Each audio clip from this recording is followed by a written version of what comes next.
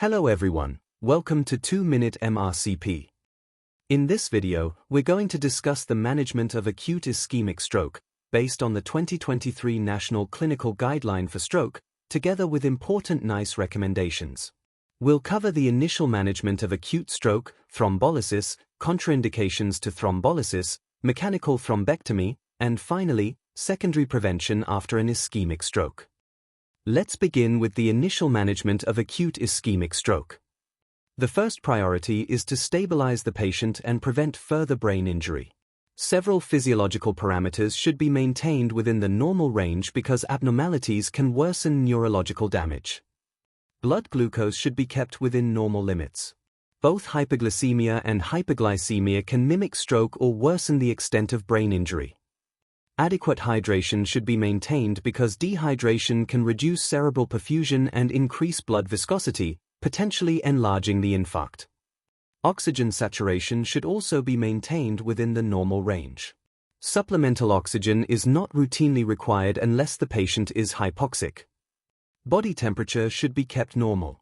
Fever increases the metabolic demands of the brain and is associated with poorer neurological outcomes, so any underlying infection should be identified and treated promptly.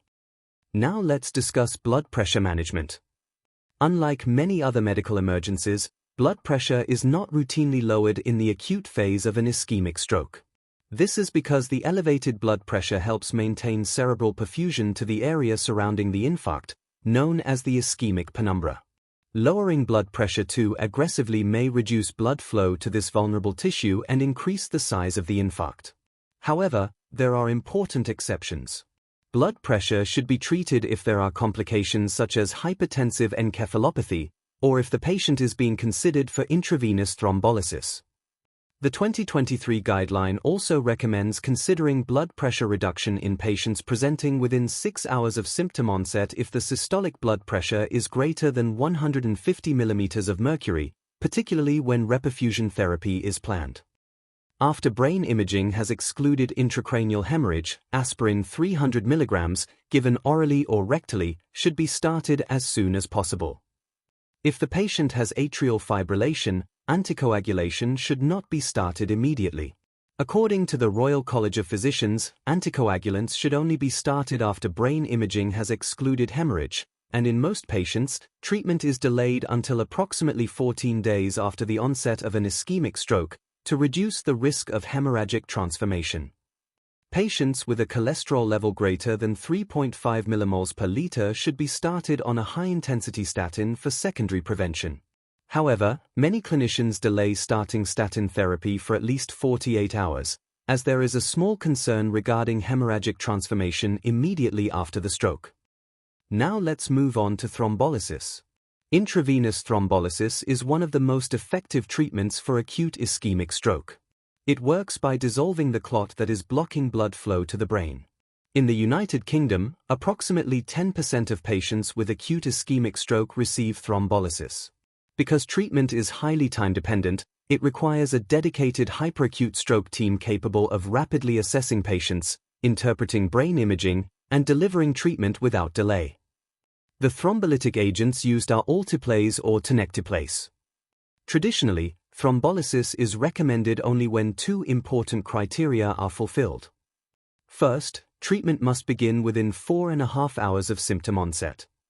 Second, intracranial hemorrhage must be definitively excluded by brain imaging, usually with an urgent CT scan. The 2023 National Clinical Guideline for Stroke has expanded the eligibility criteria. Patients who were last known to be well more than 4.5 hours earlier should still be considered for thrombolysis if treatment can begin between 4.5 and 9 hours after symptom onset, or within 9 hours of the midpoint of sleep in patients who wake up with stroke symptoms. These patients should undergo advanced imaging. CT or MR perfusion imaging may demonstrate a core perfusion mismatch, while MRI may demonstrate a diffusion-weighted imaging, or DWI, and flare mismatch. These imaging findings indicate that there is still salvageable brain tissue, meaning that although part of the brain has already infarcted, surrounding tissue remains viable if blood flow is restored promptly. Importantly, Patients meeting these imaging criteria may still receive thrombolysis even if they also require mechanical thrombectomy. Before administering thrombolysis, the patient's blood pressure should be reduced to below 185/110 mm of mercury, because uncontrolled hypertension significantly increases the risk of intracranial hemorrhage. Now let's discuss the contraindications to thrombolysis. Absolute contraindications are situations where thrombolysis should not be given because the risk of bleeding clearly outweighs any potential benefit. These include a previous intracranial hemorrhage, seizure at the onset of stroke, an intracranial neoplasm, suspected subarachnoid hemorrhage, a stroke or traumatic brain injury within the previous 3 months, lumbar puncture within the previous 7 days, gastrointestinal hemorrhage within the previous 3 weeks, active bleeding from any site, esophageal varices, and severe uncontrolled hypertension greater than 200/120 mm of mercury. Relative contraindications require careful specialist assessment. These include pregnancy, anticoagulation with an INR greater than 1.7, hemorrhagic diathesis or bleeding disorders, active diabetic hemorrhagic retinopathy, suspected intracardiac thrombus, and major surgery or major trauma within the previous 2 weeks. Let's now discuss mechanical thrombectomy. Mechanical thrombectomy has transformed the treatment of acute ischemic stroke caused by large vessel occlusion. Instead of dissolving the clot with medication, an interventional neuroradiologist passes a catheter through the arterial circulation and physically removes the clot using a stent retriever or aspiration catheter. This rapidly restores cerebral blood flow and significantly improves neurological outcomes in selected patients. According to NICE guidance, every decision regarding thrombectomy should take the patient's overall clinical status into account. Patients should usually have a pre-stroke modified Rankin scale score of less than 3, meaning they were functionally independent or only mildly disabled before the stroke. They should also have a National Institutes of Health Stroke Scale, or NIHSS, score greater than 5, indicating a clinically significant neurological deficit. Patients presenting within 6 hours of symptom onset should be offered thrombectomy as soon as possible if imaging demonstrates an occlusion of the proximal anterior circulation, such as the internal carotid artery or proximal middle cerebral artery, confirmed by CT angiography or MR angiography. If they are still within 4.5 hours of symptom onset, intravenous thrombolysis should also be given unless contraindicated. Patients who were last known to be well between 6 and 24 hours previously, including those with wake-up strokes, should also be offered thrombectomy if CT angiography or MR angiography confirms a proximal anterior circulation occlusion and advanced imaging demonstrates salvageable brain tissue with a limited infarct core. For posterior circulation strokes, particularly those involving the basilar artery or posterior cerebral artery, thrombectomy should also be considered for selected patients presenting up to 24 hours after they were last known to be well, provided advanced imaging shows salvageable brain tissue.